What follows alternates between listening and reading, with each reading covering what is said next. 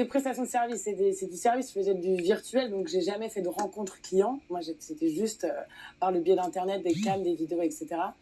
Et ouais, je suis d'accord, je pense que si on met l'État à la tête de gérer les maisons closes c'est pas possible. Je pense que c'est un truc qui marcherait pas. À vos côtés, Jimmy Paradis, dont la maman était prostituée. Vous l'avez appris à l'âge de 11 ans, je crois.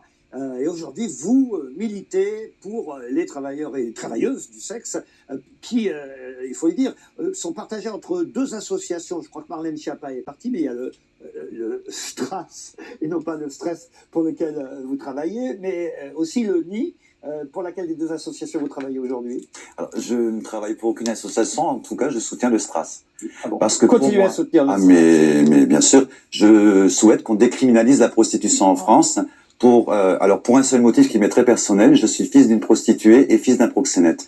Mon père est un criminel, ma mère n'est pas une criminelle. Donc tant que nous considérons que la prostitution est un crime, on continuera à faire des victimes et surtout des enfants. Victimes. À vos côtés, on reviendra évidemment sur ce sujet, Jennifer Payet, qui elle a réussi à sauver sa fille de la prostitution. Elle est tombée dans la prostitution à cause... Alors là, on parlait des réseaux sociaux tout à l'heure, on est en plein dedans, c'est bien à cause d'une mauvaise rencontre virtuelle que ça a commencé? Elle n'était pas virtuelle au départ, mais oui, ça y a beaucoup joué. Après, la prostitution dont ma fille a été victime, ça n'a rien à voir avec la prostitution dont vous parlez. Alors, elle avait moins de 15 ans. Donc voilà, pour moi, c'est pas de la prostitution, c'est encore pire. Elle a été sous emprise. Tout à fait. On peut dire ça comme ça. Et pas qu'elle, puisque j'ai monté une association.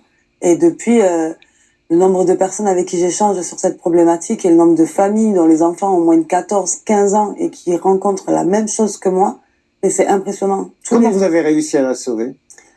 C'est dommage que Mme Schiappa soit partie. C'est une enquête?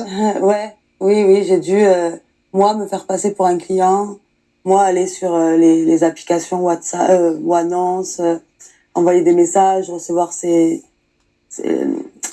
prestations. Voilà. Aujourd'hui, vous l'avez sauvée de celui qu'elle aimait. C'était son proxénète, mais elle était amoureuse, en fait. Elle a donné naissance à un petit garçon qu'elle croyait, justement, enfant de son proxénète, mais qui, en fait, est l'enfant d'un client. J'ai un petit-fils magnifique qui est sorti de tout ça. Ma fille s'en est sortie aussi, mais aujourd'hui, il y a encore beaucoup de jeunes filles qui le vivent.